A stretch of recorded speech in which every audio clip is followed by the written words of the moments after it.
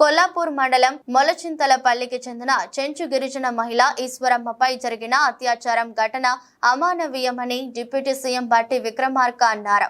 హైదరాబాద్ నిమ్స్ హాస్పిటల్లో బాధితురాలు ఈశ్వరమ్మను కుటుంబ సభ్యులను పరామర్శించిన అనంతరం ఆయన మాట్లాడారు.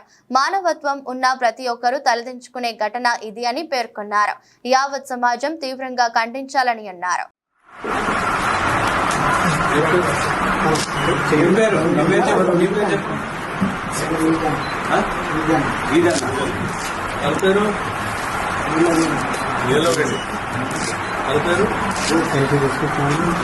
ఎట్లా ఉంది పర్లేదా తగ్గిందా వాయి వచ్చింది కదా వాయి తగ్గిందా ఎన్నిసార్లు వచ్చింది వాయి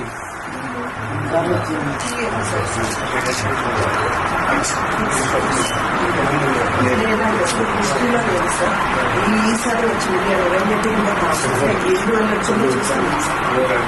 మరి అది కూడా 5 లక్షలు కానీ మరి ఈజీ